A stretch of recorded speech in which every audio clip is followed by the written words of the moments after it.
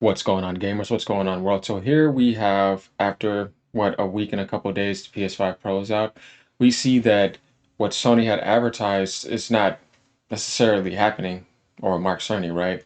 As the PS5 Pro game boost falls short of the promised 45% increase, and WCCF Tech here is saying likely due to memory bandwidth.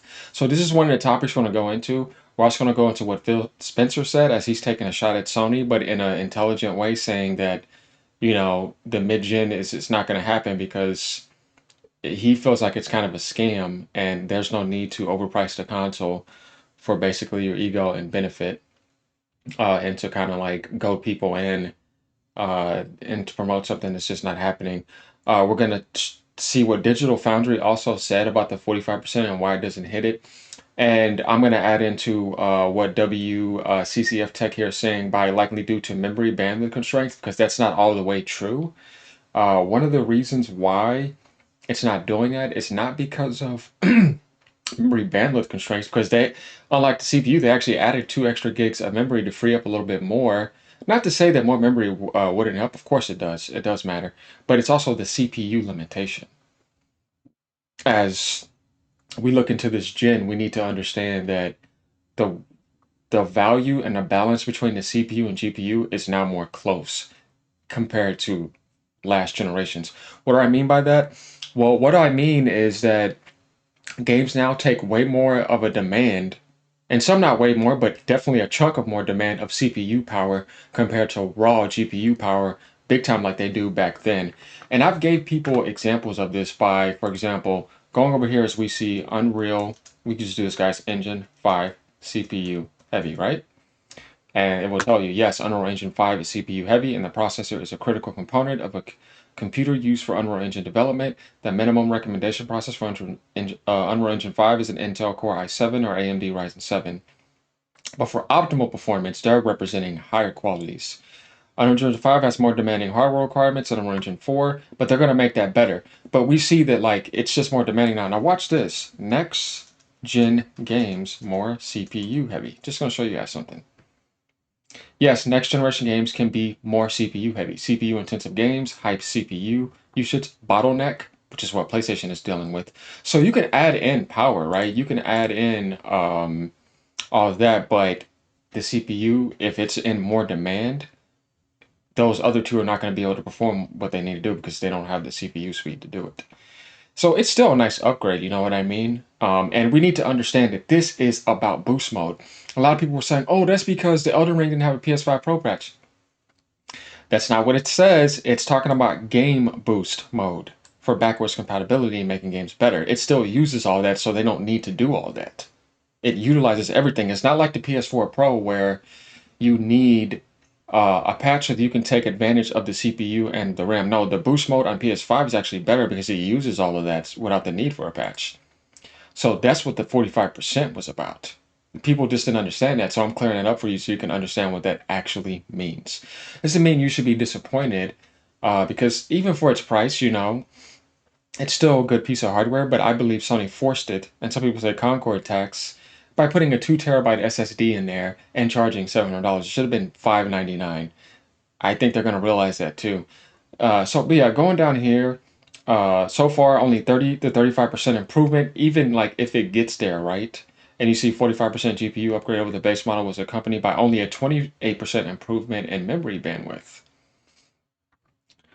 And as we go take a look at this video, we're going to get right to this. So I have it already here, so we can get right to it and just watch what they say real quick, and I'll comment on that, and we're going to get to what Phil Spencer has to say. By the way, guys, like and subscribe. I'll be doing a lot of tech videos if I need to. Obviously, I do a lot of controversy and exposure on here too, gaming content, streaming, all that, so I'll be around for a while. Anyway, let's move on. This question from Sarah.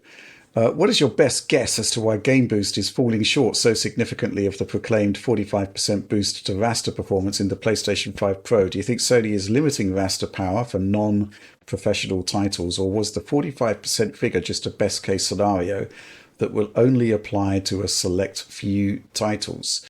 Yeah, for like older games, because it never does that. It is a example of best case scenario if you can get that, but it always falls off.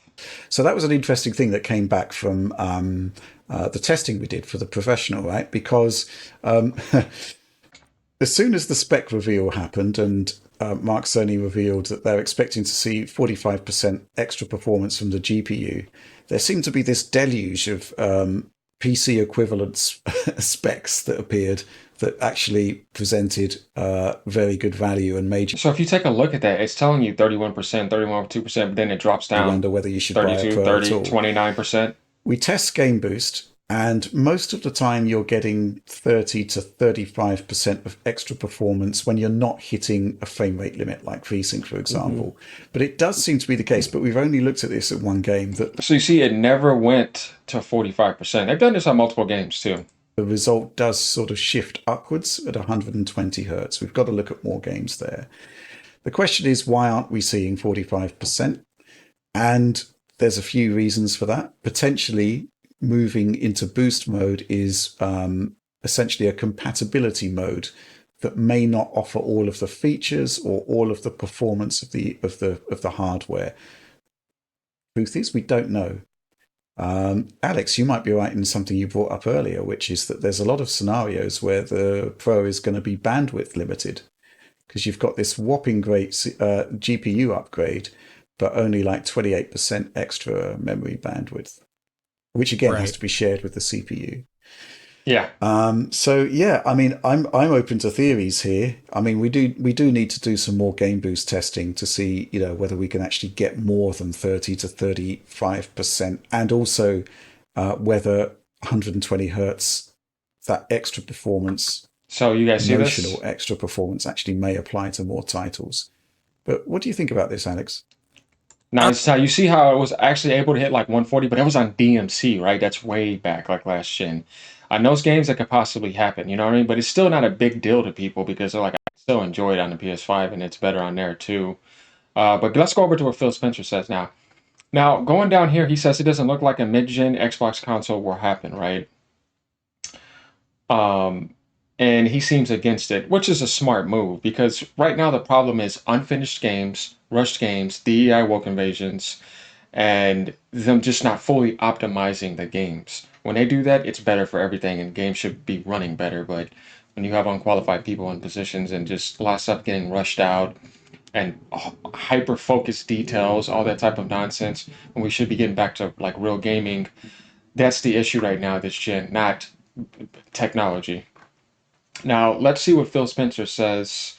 We're going to get right to like the nitty gritty. So he says our biggest growth in to him, he says instead of like an Xbox, a new Xbox mid-gen, is on PC and cloud. Spencer said the console space all up isn't growing across all of them. We love those customers, but in terms of continuing to expand and grow Xbox, it's about PC, it's about cloud, it's about making our games more available in more places. So I tell people this is kind of the future now. Sony's going to do the same thing by putting more games on PC, even expand out to Xbox and Nintendo, maybe Nintendo first and then Xbox last, but you never know. But all in all, these new CEOs realize that that's kind of like the direction. Now, going down to what he says here, we'll definitely do more consoles in the future, so they're going to be around for a while, even in the 2030 era, as we see, and other devices. The other devices seem to hint at a handheld mode, which of course they're doing that. Later, when asked about the possibility of a mid-gen upgrade for the current Xbox console, he said, it wasn't worth it if there doesn't seem to be a major difference in performance. And he's basically taking a shot at Sony, saying that we don't really notice a huge difference and we're not going to waste our time with that. Because they said similar to the PS5 Pro. So what is he saying there? He's saying the same thing that we're just talking about. That to him, he's kind of saying it's maybe a scam, right, to that extent. And then going down here, we think about hardware that we can create unique value for our players or creators on our platform. Keywords right here. He told us on, we don't need to do incremental hardware for our own benefit. So what he's saying is that Sony's doing this to try to make more money off of people and make them seem like they're getting something great, but it's not going to be as great and you're not going to be able to tell a huge difference. He understands technology.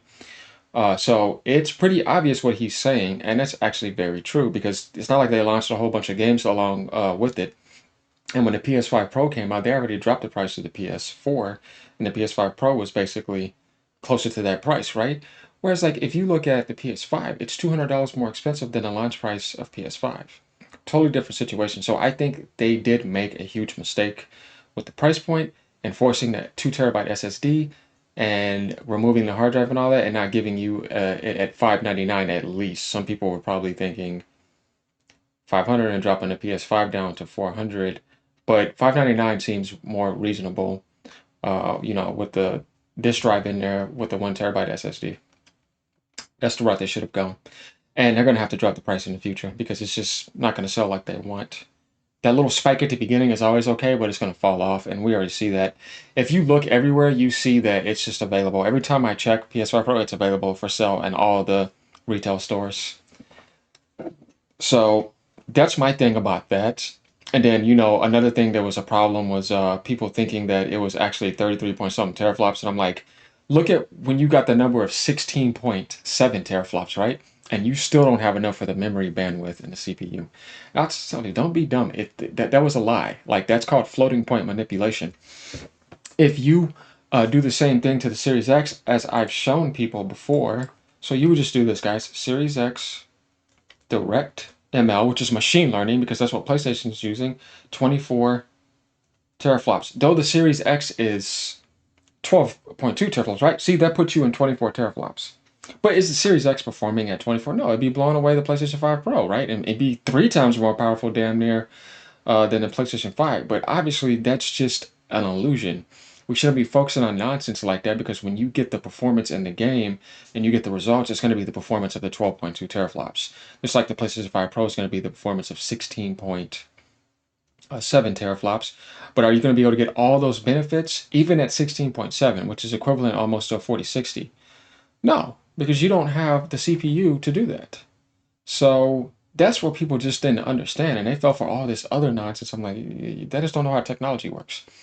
But that's what I wanted to cover so people can understand what boost mode is, why it's falling short, what Phil Spencer said, what he said, which is actually correct.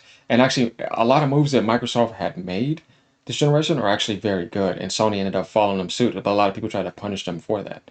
It's not about a console war. It's just saying that they made a lot of good moves, but because the last generation is suffering from a lot of dumb stuff. Whereas Sony is making nothing but stupid moves this generation consistently. Definitely with the gas rush, and that's why they had to remove Jim Ryan, and are not suffering as much because they did all the right things last generation. But I believe they've made a lot of mistakes this generation where they could have been failing big time. If Microsoft was performing like Nintendo, they would be in huge trouble. But they're catching some huge breaks, though it's still not impressive because they're kind of blowing half of the generation. They really are. So they have to make up for it on the second half. Naughty Dog canceling that game, all that, just bad things. Concord is just like, get yourself together. Because Nintendo's about to come back around again and do some more spanking. All right, y'all. Glad to do this. Like, subscribe. Let me know what y'all think. Peace out.